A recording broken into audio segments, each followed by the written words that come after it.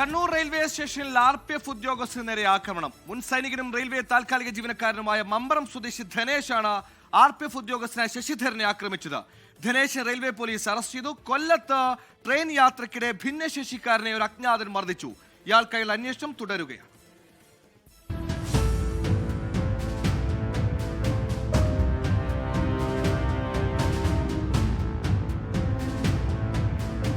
ഇന്നലെ അർദ്ധരാത്രിയായിരുന്നു സംഭവം.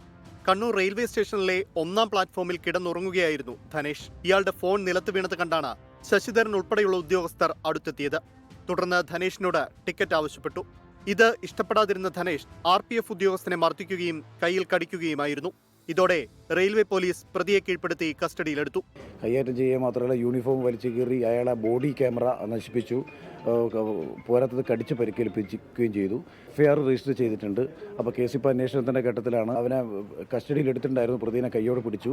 RPF ഉദ്യോഗസ്ഥന്റെ യൂണിഫോമിൽ ഘടിപ്പിച്ചിരുന്ന 15,000 രൂപ വില വരുന്ന ക്യാമറയും ആക്രമണത്തിൽ നശിച്ചു. കാസർഗോഡ് ഉപ്പളയിൽ ഗേറ്റ് കീപ്പറായി ജോലി ചെയ്യുന്ന ആളാണ് ധനേഷ് എന്ന് പോലീസ് വ്യക്തമാക്കി. കൊല്ലത്ത് ട്രെയിൻ യാത്രക്കിടെ ഭിന്നശേഷിക്കാരനെ യുവാവ് മർദ്ദിച്ചു. ആലപ്പുഴ താമരക്കുളം വല്യത്ത് വീട്ടിൽ നാസറിനാണ് മർദ്ദനമേറ്റത്. അക്രമിയെ സഹയാത്രികർ തടഞ്ഞുവെച്ചെങ്കിലും ഇയാൾ പുറത്തേക്കോടി രക്ഷപ്പെട്ടു. അക്രമിക്കായി റെയിൽവേ പോലീസ് അന്വേഷണം ഊർജിതമാക്കി. 24 കണ്ണൂർ.